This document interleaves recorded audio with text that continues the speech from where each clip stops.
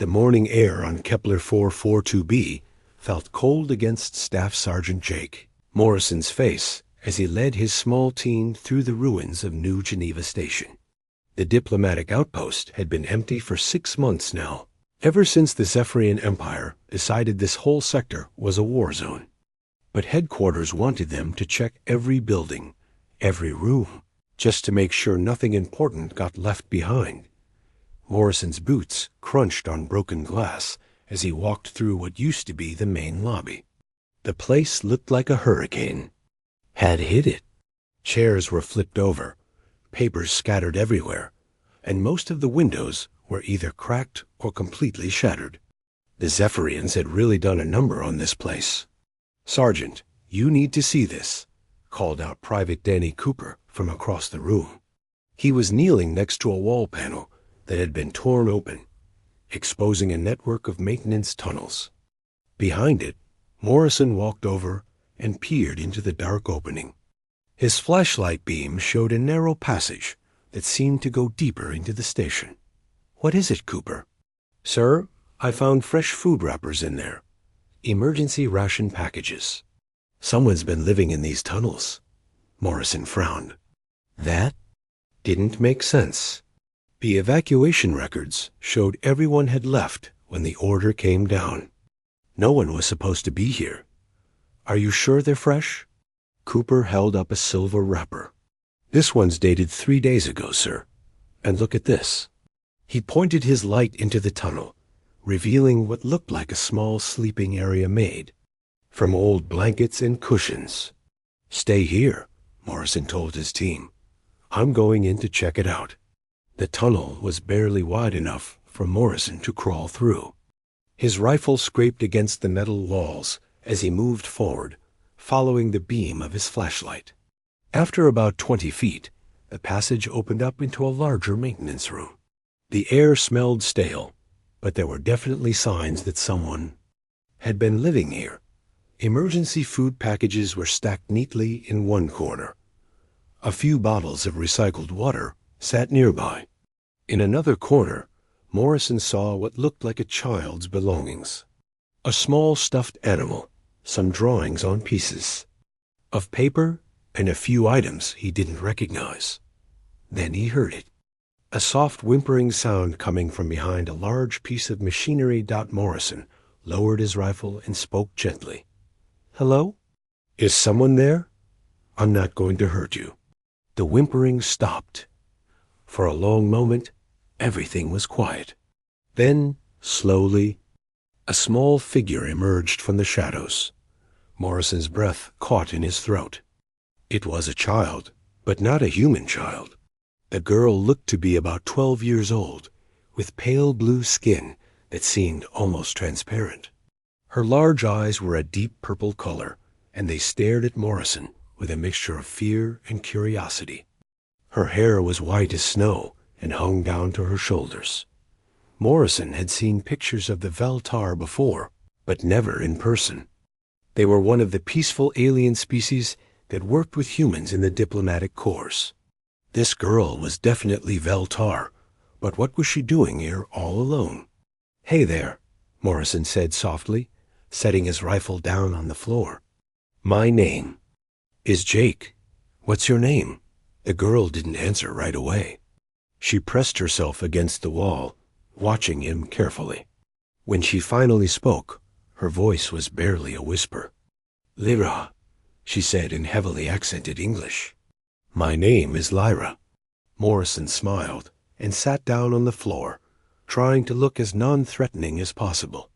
"That's a pretty name, Lyra. How long have you been living down here?" Lyra looked down at her hands. "Long time. Many days. I count, but I forget numbers. Are you here alone? Where are your parents?" At this question, Lyra's large eyes filled with tears. "Papa is gone. Mama is gone. The bad soldiers came and—" She trailed off, unable to finish the sentence. Morrison felt his heart sink. The Zephyrians had attacked this station 6 months ago, right at the beginning of the evacuation. This poor kid had been hiding down here all this time, completely alone. "I'm sorry, Lyra," Morrison said gently. "I'm really sorry about your parents. But you're safe now, okay? We're going to help you." Morrison reached for his radio to call his team, but Lyra suddenly grabbed his arm. Her small hand was surprisingly strong.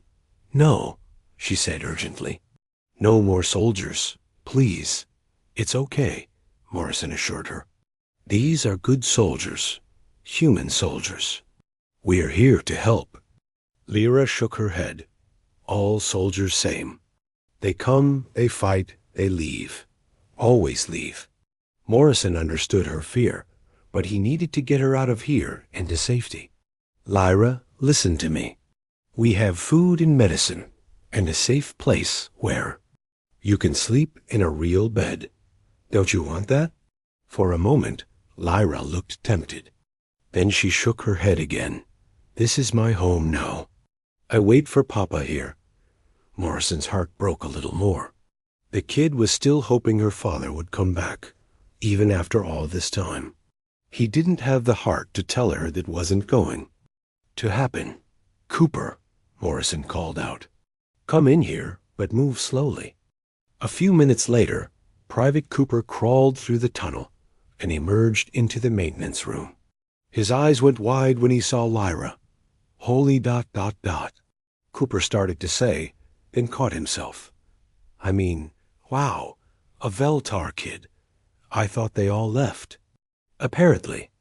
Not all of them," Morrison said. He turned back to Lyra. "This is Danny. He's one of the good guys." Cooper gave Lyra a friendly wave. "Hi there. You've been really brave, living down here all by yourself." Lyra studied Cooper for a moment, then looked back at Morrison. "You really helped me." "I promise," Morrison said. "But first, we need to get you out of here and somewhere safe." After some gentle persuasion and the promise of real food, Lyra agreed to come with them. Morrison helped her gather her few belongings, including a small crystal pendant that she wore around her neck.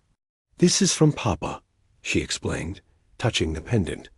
"It's special, has memories inside." Morrison didn't fully understand what she meant, but he could tell the pendant was important to her. "We'll make sure nothing happens to it." Getting Lyra out of the maintenance tunnels was easier than Morrison expected. Despite being alone for months, she seemed physically healthy, just very thin. Cooper shared some of his rations with her while Morrison contacted his commanding officer. "Colonel Hayes, this is Morrison. We found a survivor at the station. A Veltar child, approximately 12 years old. She's been living here since the evacuation." The radio crackled for a moment before Colonel Hayes responded. "A Veltar kid? Are you sure she's alone?" "Yes, ma'am. She says her parents were killed in the initial attack. She's been surviving on emergency rations." "Understood. Bring her back to base immediately. Command will want to debrief her and arrange transport to the nearest Allied safe zone." Morrison looked at Lyra, who was sitting quietly and eating a protein bar. She looked so small and fragile, but there was something strong in her purple eyes. Something that had kept her alive all these months when everything seemed hopeless. "Copy that, Colonel. We're heading back now." As they prepared to leave the station, Morrison noticed Lyra looking back at the maintenance tunnels one more time. "Will I see this place again?" she asked. Morrison wasn't sure how to answer that. The truth was, she probably wouldn't. Once command got involved, she'd be sent far away from this war zone to somewhere safe. "Maybe someday," he said, "when the war is over." Lyra nodded and took Morrison's hand as they walked toward the exit. Her grip was firm, trusting. Morrison found himself hoping that wherever she ended up, she'd be happy and safe.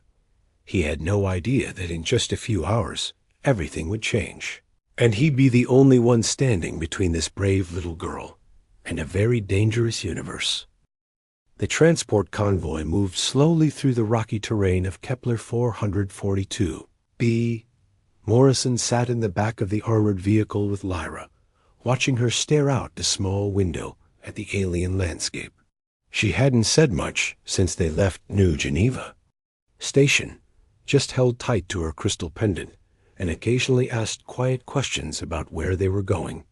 The safe zone has other Veltar there, Morrison told her, trying to sound reassuring. You won't be alone anymore. Lyra nodded, but didn't smile. Will you stay too? Morrison wished he could promise her that, but he knew better. I have to go where my commander sends me. But the people at the safe zone are good people. They'll take care of you. The convoy consisted of 3 vehicles carrying Morrison's team, plus 2 other squads that had been conducting similar sweeps in the area. Colonel Hayes had ordered everyone to return to base immediately after hearing about Lyra. Command wanted to question her about what she might have seen during her months in hiding. Private Cooper, who was driving their vehicle, suddenly slammed on the brakes. Contact front. He shouted into his radio. Morrison grabbed his rifle and pushed Lyra down below the window level. Through the front windshield, he could see bright flashes of energy weapons coming from the hills ahead. Zephyrian raiders had set up an ambush. Stay. Down, Morrison told Lyra firmly. Don't move until I tell you. The next few minutes were chaos. Energy blasts hit their vehicle, making the metal walls ring like bells. Morrison could hear his fellow soldiers shouting orders and returning fire. The convoy tried to push through the ambush, but more Zephyrian fighters appeared on both sides of the road. We're surrounded, Cooper yelled. They've got us boxed in. Morrison looked out through a small gun port and saw at least 20 Zephyrian. Soldiers in their distinctive black armor. These weren't regular army troops. They moved too well, too organized. These were elite raiders, the kind that specialized in quick strikes and prisoner-taking. A massive explosion rocked their vehicle, and Morrison saw that the lead transport had taken a direct hit. Smoke poured from its engine, and it wasn't moving. Anymore, all units abandon vehicles. Came the order over the radio. Fighting retreat to Rally Point Beta. Morrison helped Lyra out of the damaged transport. The poor kid was shaking, her purple eyes wide with terror. It's going to be okay, he told her, though he wasn't sure he believed it himself.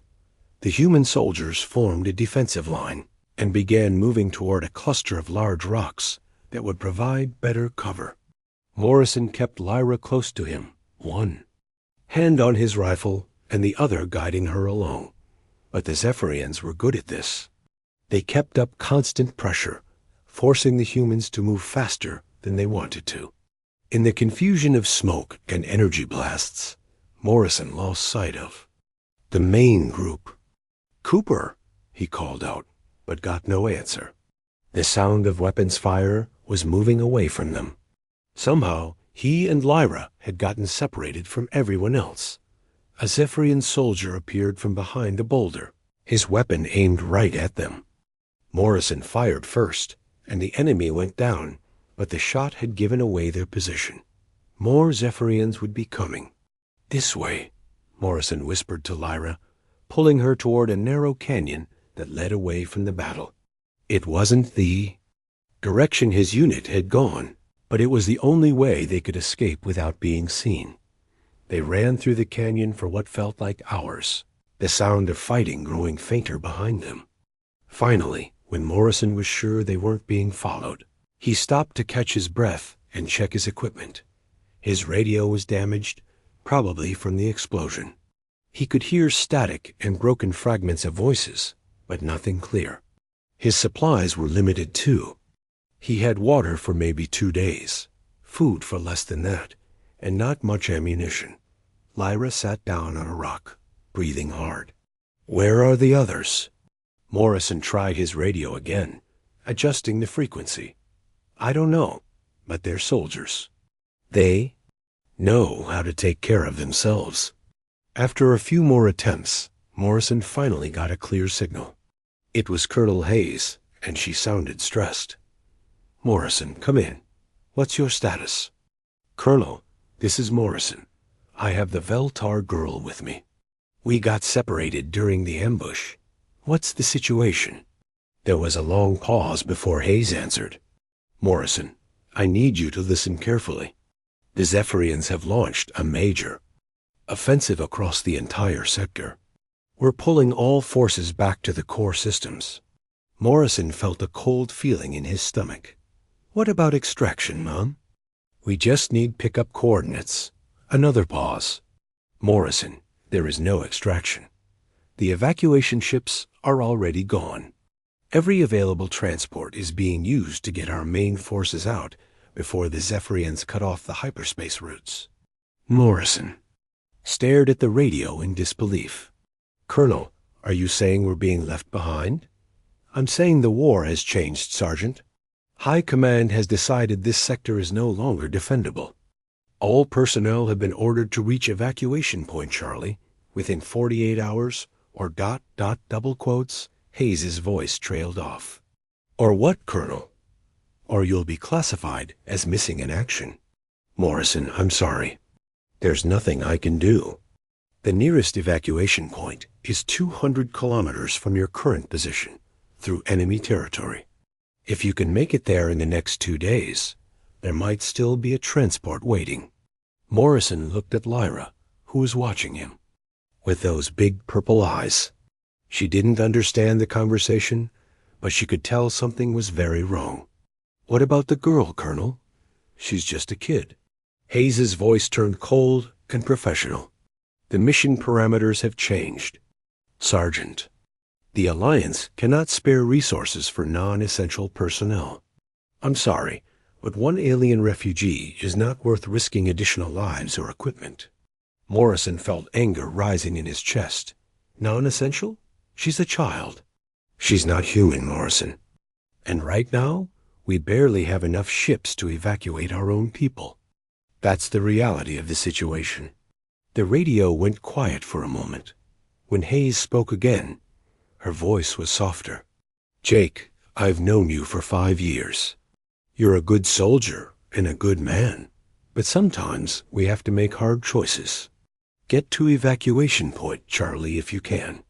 But understand that if you choose to bring the girl with you, it puts both of you at greater risk. The decision is yours." The radio went dead. Morrison tried calling back several times, but got no response. Lyra moved closer to him. "Jake? What is wrong?" Morrison looked down at her, this small alien girl who had already lost everything once. How could he explain that the people who were supposed to protect her had just decided she wasn't worth saving? "The other soldiers had to leave," he said carefully. "There's a war happening, and they need to go fight somewhere else. But we go with them, yes?" Morrison was quiet for a long moment. He could tell her the truth, that they had been abandoned, that Command considered her expendable. Or he could lie and try to make the next 2 days easier for both of them. "We're going to try to meet them," he said finally. "But it's a long way, and it might be dangerous." Lyra touched her crystal pendant. "I am not afraid of dangerous. I live in dangerous for many days." That evening, Morrison made a small fire in a cave while Lyra slept nearby. He studied his map by the flickering light, trying to figure out the best route to evacuation point Charlie. 200 kilometers through enemy territory, with limited supplies and a child to protect. The smart thing would be to travel light. And fast, leave anything that might slow him down. But as he looked at Lyra, curled up in her makeshift bed with her stuffed animal clutched in her arms, Morrison realized he had already made his choice. He wasn't going to abandon her, not like everyone else had, even if it meant they both might not make it out alive. Morrison folded up the map and lay down next to the fire. Tomorrow they would start walking toward an uncertain future, but at least they would face it together. For the first time since finding her in that maintenance tunnel, Morrison began to understand that this little alien girl might be the most important mission of his entire career, whether his superiors thought she was worth saving or not. Morrison woke up before dawn to the sound of Lyra whimpering in her sleep. The cave was cold, and their small fire had burned down to just glowing coals. He could see the girl tossing and turning, caught in what was probably a nightmare about her parents or the attack on the station. "Hey, Lyra," he whispered softly, gently shaking her shoulder. "Wake up. It's okay." Her purple eyes snapped open, wide with fear. For a moment, she didn't seem to recognize where she was. Then she saw Morrison and relaxed a little. "Bad dream," she said quietly. "I know, but it's over now." Morrison added some fuel to the fire and handed her a protein bar from his pack. "We need to eat and get moving. We have a long way to walk today." While they ate their simple breakfast, Morrison explained their situation as best he could without scaring her too much. They needed to reach the evacuation point in less than 2 days, but it was very far away, and there might be enemy soldiers looking for them. "I can help," Lyra said suddenly. Morrison looked at her with surprise. "Help how?" Lyra touched her temple with one finger. "Vel-Tar can feel other minds. I feel the bad soldiers when they are close. I can tell you where they are." Morrison had heard about Vel-Tar telepathic abilities, but he'd never seen them in action. How close do they have to be? Maybe 1 kilometer, maybe 2. Depends on how many and how strong they think. This could be incredibly useful, Morrison realized.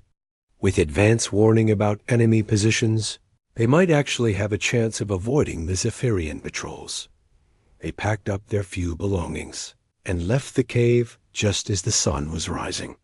The landscape of Kepler 442 billion was beautiful but harsh. Red rocky hills stretched in every direction, with strange purple plants growing in the cracks between stones. In the distance, Morrison could see tall mountains that looked almost blue in the morning light. They had been walking for about an hour when Lyra suddenly stopped and grabbed Morrison's arm. "Bad soldiers," she whispered. "That way." She pointed toward a hill about half a mile ahead of them.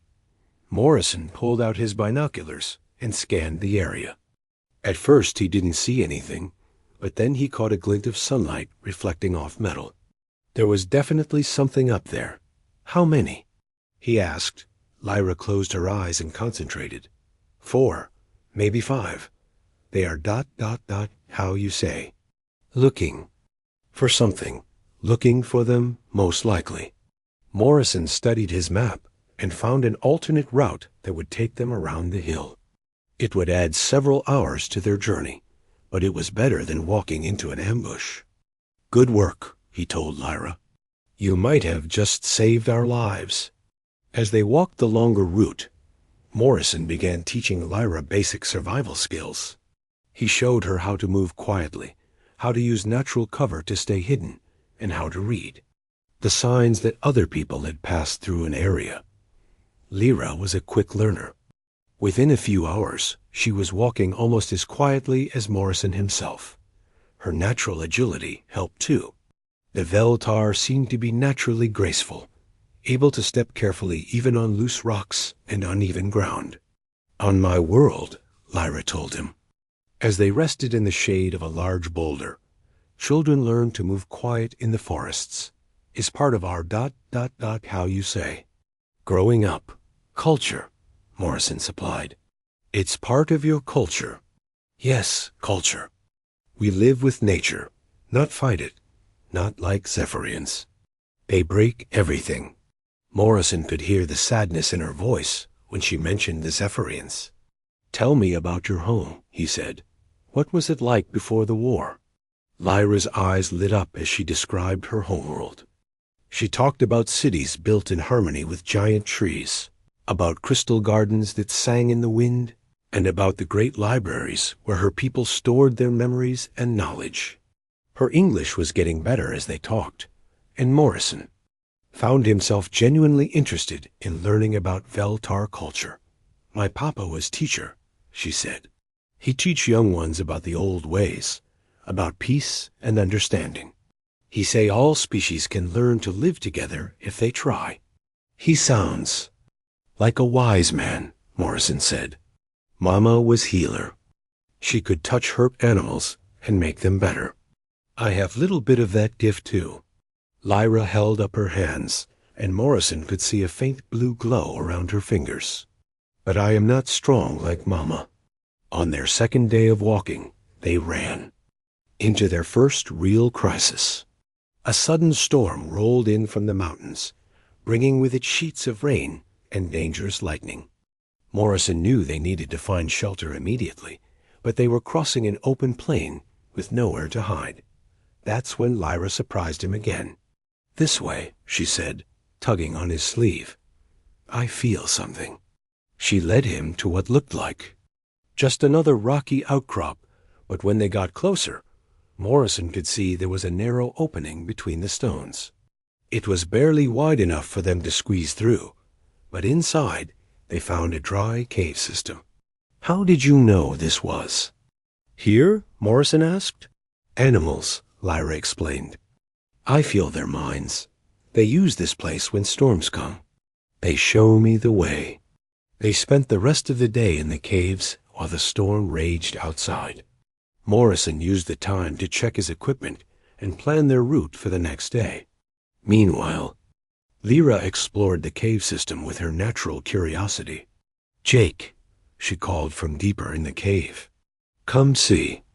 Morrison followed her voice and found her standing in front of what looked like ancient cave paintings. The images showed different alien species living and working together. Some of the figures looked like Veltar, others looked human, and there were several species Morrison didn't recognize. "Very old," Lyra said, touching the paintings gently. "From before the wars, when all people were friends." Looking at the ancient artwork, Morrison felt a strange sense of hope. Maybe Lyra's father had been right. Maybe different species could learn to live together in peace. But first, they had to survive long enough to see that future. That evening, as they shared another meal of emergency rations, Lyra asked Morrison about his family. "Do you have children?" Morrison shook his head. "No, I've been a soldier for too long. Never seemed like the right time to start a family." "You would be good papa," Lyra said matter-of-factly. "You are kind and brave. You protect me when others do not." Morrison felt a strange warmth in his chest at her words. This alien child, who had lost everything and been abandoned by everyone, still had faith in him. It was both humbling and inspiring. "What about you?" he asked. "Did you have brothers or sisters?" Lyra's expression grew sad. "I had little brother. His name was Kale. He was only 6 years old when—" She didn't finish the sentence, but Morrison understood. "I'm sorry," he said. "That must have been very hard. I dream about him sometimes.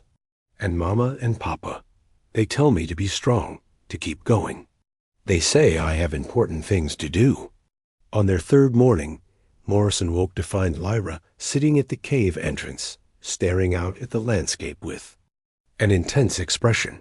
"What is it?" he asked. "The bad soldiers," she said. "Many of them. They are moving this way, searching. We must go different path." Morrison looked at his map. They were less than 50 kilometers from the evacuation point. But if the Zephyrians were conducting a major search operation, their original route would be suicide. "Is there another way?" he asked. Lyra pointed toward the mountains. "Through there. It's harder to walk, but the bad soldiers do not like high places. Their machines do not work as well." Morrison studied the mountain pass on his map. It would be a difficult climb, especially for a child, and it would add at least a day to their journey. But if it kept them away from the Zephyrian search teams, it might be their only chance. "Okay," he decided. "We go through the mountains." As they began the steep climb into the rocky peaks, Morrison realized something had changed between them. Lyra was no longer just a refugee he was trying to protect. She had become his partner, using her unique abilities to keep them both alive. And somewhere along the way, he had stopped thinking of her as just another mission. She had become something much more important than that. She had become family. The thought scared him almost as much as it gave him hope, because now he had something worth fighting for, something worth living for. And he would do whatever it took to keep her safe, even if it meant never making it to that evacuation point at all.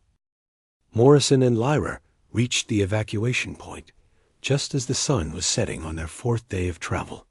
Morrison's heart sank as soon as he saw it. The landing pad was nothing but twisted metal and scorch marks. Pieces of destroyed transport ships were scattered across the area like broken toys. "They are gone," Lyra said quietly, stating the obvious. Morrison walked through the wreckage, looking for any sign of recent activity. The attack had happened at least 2 days ago, maybe 3. There were no survivors, no supplies left behind, nothing useful at all. "What do we do now?" Lyra asked. Morrison sat down on a piece of broken metal and looked at his map. The next nearest Allied base was over 1,000 kilometers away, far beyond what they could reach on foot. And even if they could make it there, who was to say it hadn't been destroyed too? "I don't know," he admitted. It was the first time since finding Lyra that he had said those words out loud. Lyra sat down next to him. "I know what we do." Morrison looked at her with surprise. "What? We fight back?" For a moment, Morrison thought she was joking. But when he looked into her purple eyes, he saw she was completely serious. "Lyra, we're just 2 people. What can we possibly do against an entire army? My papa always say that small actions can make big changes. Maybe we cannot stop the war, but we can help other people. We can make the bad soldiers' life difficult."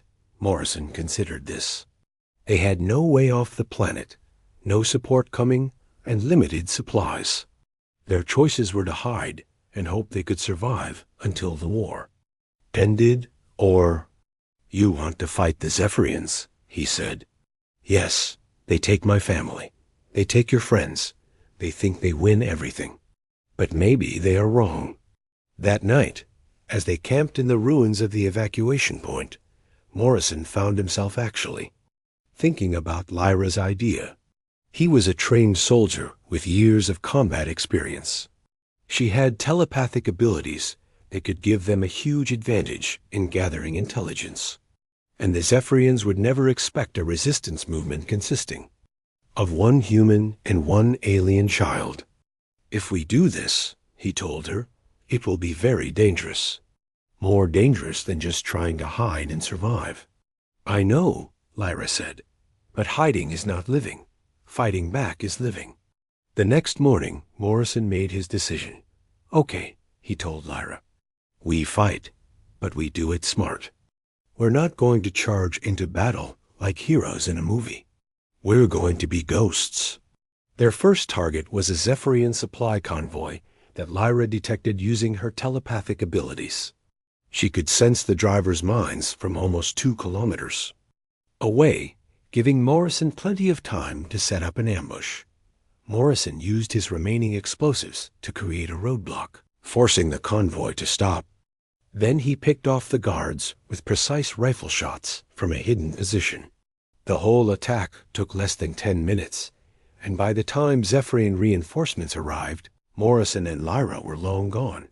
They took medical supplies, food, and weapons from the convoy. Most importantly, they rescued 3 human prisoners who had been captured during earlier raids. One of the prisoners was Dr. Kate Williams, a civilian doctor who had been working at a refugee camp when the Zephyrians overran it. Another was Sergeant Bill Turner, a wounded soldier from Morrison's own unit who had been left behind during the evacuation. The third was Maria Santos, a young engineer who had been maintaining communication equipment at a forward base. "I can't believe you're still here," Turner said when he recognized Morrison. "Command said everyone had been evacuated." "Not everyone," Morrison replied grimly. And we're going to make sure the Zephyrians regret that mistake. With more people, their resistance cell became much more effective. Dr. Williams could treat injuries and help them stay healthy. Sergeant Turner brought additional military training and knowledge of Zephyrian tactics. Maria Santos could jury-rig communication equipment and even hack into enemy systems. Lyra guided them to an ancient Veltar temple hidden deep in the mountains. The structure was partially buried, but it provided excellent natural camouflage and protection from Zephyrian sensors. The temple's walls were made from some kind of crystal that interfered with electronic detection equipment. My people built this place long ago, Lyra explained as they explored the underground chambers. Is place of learning and peace. Now it can be place of fighting for peace. From their hidden base, Morrison's team began conducting a guerrilla campaign against Zephyrian forces in the region. They destroyed communication towers, sabotaged equipment, and rescued more prisoners. Word of their activities began to spread among the scattered survivors hiding throughout the area. More people started joining them. They found Jenny Park, a pilot whose ship had been shot down during the evacuation. They rescued Robert Hayes, a technician who had been hiding in an abandoned mine for weeks. An entire family of human colonists, the Johnsons, arrived at the temple after escaping from a Zephyrian prison camp. Even more surprising, they were joined by other alien survivors. 3 more Veltar refugees found their way to the temple, drawn by telepathic messages that Lyra sent out. 2 members of the Corvani species, reptilian engineers known for their technical skills, also joined the group after their own hideout was discovered. Morrison found himself becoming not just a soldier, but a leader.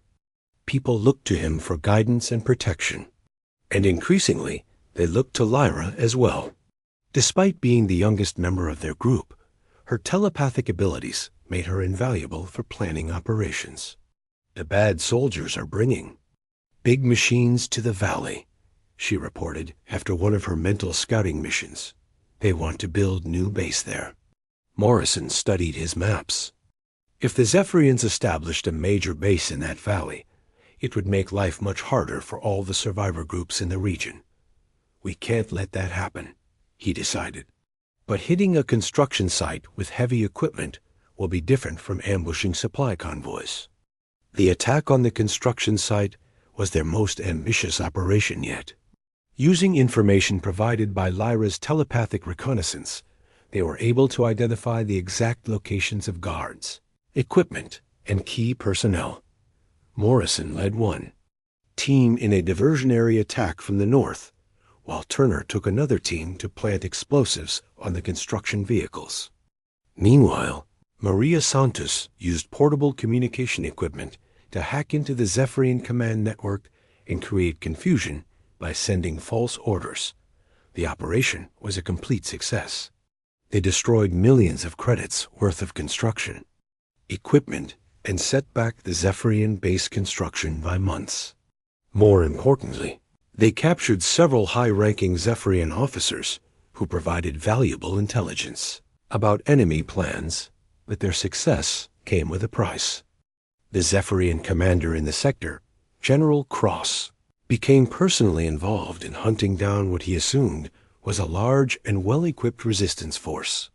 He is angry, Lyra reported after sensing the general's thoughts during one of her telepathic scans. He brings many soldiers to find us. He thinks we are a big army with hundreds of fighters. Morrison almost smiled at that. If General Cross only knew that his big army consisted of fewer than 20 people led by a sergeant and a 12-year-old alien girl. Let him bring his soldiers, Morrison said. The more troops he wastes chasing us, the fewer he has for attacking other targets. Over the following weeks, Morrison's group conducted dozens of successful operations. They became legendary among the scattered survivor communities, proof that the Zephyrians could be fought and beaten. People began calling them the Temple, ghosts because they seemed to appear and disappear without a trace, Lyra had grown more confident and capable during their time together. She was no longer the frightened child Morrison had found hiding in a maintenance tunnel. She had become a skilled operative who could gather intelligence, coordinate with other telepathic species, and even participate directly in combat operations when necessary. "You are different now," she told Morrison one evening as they sat outside the temple, watching the stars. "Different how? When I first meet you, you were a good soldier who followed orders. Now you are a leader who makes his own orders. You fight for what is right, not for what you are told." Morrison considered this. She was right. Something had changed in him during these months of fighting alongside this remarkable group of survivors. He was no longer just following orders or completing missions. He was fighting for something he truly believed in. "Maybe we both changed," he said. "You're not the same scared little girl I found either." Lyra smiled, and Morrison could see the strength and determination that had grown in her. "No, I am not. I am someone who fights back."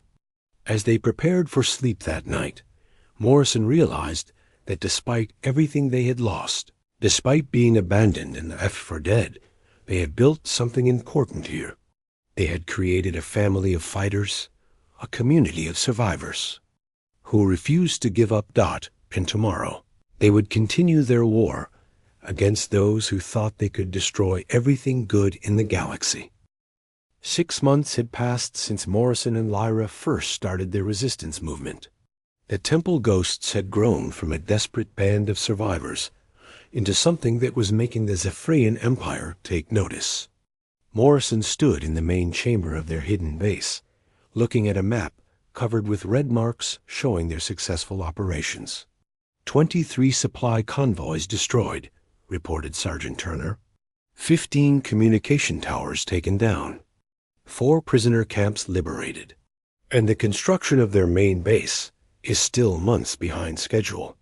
Morrison nodded, but his expression was serious. And General Cross has tripled the number of troops in this sector. He's getting desperate, which makes him dangerous. Lyra sat quietly in the corner, her eyes closed as she reached out with her telepathic abilities. This had become a daily routine for her, scanning for enemy activity across a wide area around their base. "Something is different today," she said suddenly, opening her purple eyes. "I feel many minds coming from the sky. Not Zephyrian minds. Different ones." Morrison frowned. "Coming from the sky? Like ships?" "Yes, but not enemy ships. These minds feel familiar somehow." Dr. Williams looked up from the medical supplies. She was organizing. Could it be a rescue mission?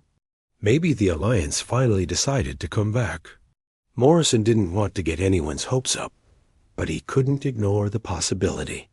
"Maria, can you get our long-range communications working?" "Maria." Santos worked quickly at her makeshift communication station. After several minutes of adjustments, she managed to pick up multiple signals. "I'm getting chatter on Alliance military frequencies," she reported excitedly. "It sounds like a major fleet operation.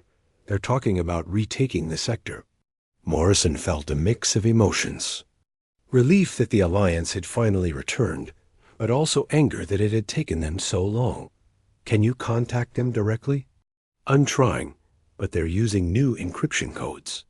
It might take some time to break through." While Maria worked on communications, Morrison gathered his team to discuss their options. They had built something important here, a community of survivors who had learned to fight back against impossible odds. But if the Alliance was really returning in force, everything was about to change. "Whatever happens," Morrison told the group, "we've proven something important. We've shown that the Zephyrians can be beaten, that people from different species can work together, that no one is truly helpless if they're willing to fight for what's right." Jenny Park, the pilot they had rescued months earlier, raised her hand. "What if the Alliance wants us to just step aside and let the regular military handle things? Then we'll have to convince them otherwise, Morrison replied. "We know this sector better than anyone. We know the enemy's patterns, their weaknesses. They meet us." 2 hours later, Maria finally managed to establish contact with the Alliance fleet. The voice that came through the speakers was one Morrison recognized immediately. "This is Admiral Lisa Crawford of the Alliance Third Fleet. 2. Any resistance forces in the Kepler 442 sector, please identify yourselves." Morrison took the microphone with slightly shaking hands. Admiral Crawford had been his commanding officer years ago, before he was transferred to the frontier. She was tough but fair, and she had always respected good soldiers regardless of their rank. "Admiral Crawford, this is Staff Sergeant Jake Morrison. I'm leading a resistance cell operating from the mountain region. We have approximately 20 personnel, mixed human and allied species." There was a long pause before Crawford responded. "Morrison? Jake Morrison? I thought you were listed as missing in action." "Yes, ma'am," along with several other personnel who were left behind during the evacuation. "We've been conducting guerrilla operations against Zephyrian forces for the past 6 months. Stand by, Sergeant." Morrison waited, aware that everyone in the chamber was listening to every word. Finally, Crawford's voice came back over the radio. "Morrison, I'm looking at intelligence. Reports about resistance activity in your sector. Are you telling me that the group we've been calling the Temple Ghosts is actually led by a single sergeant and a handful of survivors?" "That's correct, Admiral. Though I should mention that one of our key operatives is a young Veltar with exceptional telepathic abilities. She's been instrumental in our intelligence gathering." Another pause. Morrison could imagine Crawford trying to process this information. "A major resistance movement led by one NCO and a child. Sergeant, I need you to provide detailed intelligence on enemy positions and movements in your area. We're planning a major assault to retake the sector, and your local knowledge could be invaluable." For the next hour, Morrison and his team provided detailed briefings to the Alliance fleet. Lyra used her telepathic abilities to give real-time updates on Zephyrian troop movements, while Maria shared intelligence they had gathered from captured enemy communications. The Alliance assault began at dawn the next day. Morrison's team served as forward observers, using their hidden position in the mountains to coordinate airstrikes and artillery fire. It was strange to watch the sky fill with human ships after so many months of feeling completely alone. The battle for the sector lasted 3 days. The Zephyrians fought hard, but they were caught off guard by the size and coordination of the Alliance attack. General Cross had concentrated so many troops on hunting for the Temple Ghosts that he was unprepared for a conventional assault. On the final day of fighting, Morrison and Lyra led an Alliance strike team to General Cross's command. Bunker. Using intelligence that Lyra had gathered telepathically, they were able to bypass most of the defenses and capture the general before he could destroy sensitive documents. When General Cross saw Morrison and Lyra entering his command center with the Alliance troops, his expression was one of complete disbelief. "You," he said, staring at Morrison. "You're the one who's been causing all this trouble?" "Not just me," Morrison replied. "All of us. Humans, Veltar, Corvani. People you thought you could just push around." Cross looked at Lyra with something that might have been respect. "A child. You used a child to gather intelligence on my forces."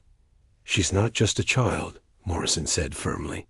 "She's a soldier, just like the rest of us." After the sector was secured, Admiral Crawford came to the temple to meet Morrison's team. In person, she walked through their hidden base, examining the equipment they had built and the intelligence they had gathered. "Impressive," she said finally. "You've accomplished more with 20 people than some of my battalions manage with 1,000. Crawford offered Morrison a promotion to lieutenant colonel and a comfortable assignment at Alliance headquarters. But Morrison surprised her with his answer. Thank you, Admiral, but I'd like to stay here. This sector is going to need rebuilding, and these people have become my family. I can do more good here than behind a desk on some core world. Lyra, who had been quietly listening, stepped forward. Admiral Crawford, may I say something? Crawford looked down at the young Veltar with curiosity. Of course. Jake teaches me that being soldier is not about following orders, is about protecting people who cannot protect themselves, is about doing right thing, even when it's hard thing. Lyra paused, then continued. He stay with me when everyone else leave. Now I stay with him to help build new future. Crawford smiled and knelt down to Lyra's eye level. What's your name, young lady? Lyra. And I am not just young lady. I am intelligence operative of Temple Ghost's resistance unit. Crawford laughed, a sound that had been rare during the war years. Well, intelligence operative Lyra, I think you and Sergeant Morrison make quite a team. 6 months later, Morrison stood outside the newly constructed government building in what was now called New Geneva City. The settlement had grown rapidly as refugees returned and new colonists arrived. The building housed representatives from 6 different species, all working together to rebuild the sector. Lyra, now fluent in English and 3 other languages, served as a cultural liaison between the different species. She had grown taller and more confident, but she still wore her father's crystal pendant and still had the same determined look in her purple eyes. The Corvani delegation wants to discuss the mining rights agreement, she told Morrison as they walked toward the building. And the human colonists are having another argument with the Veltar farmers about water usage. Morrison smiled. Politics was almost as complicated as warfare, but at least no one was shooting at them anymore. What do you think? He asked Lyra. Can we get them to compromise? Lyra grinned, and Morrison could see both the child she had been and the leader she was becoming. Jake, we survived 6 months alone against entire army. We can handle few politicians. As they entered the building together, Morrison reflected on how much had changed since that day. He found a scared alien girl hiding in a maintenance tunnel. They had both lost everything, been abandoned by those who should have protected them, and faced impossible odds. But they had also found something precious, the understanding that family isn't about blood or species or following orders. Family is about choosing to stand by someone when everyone else walks away. It's about fighting for what's right, even when the fight seems hopeless. And sometimes, if you're very lucky, that fight grows into something bigger than yourself. Something that changes not just your own life, but the lives of countless others.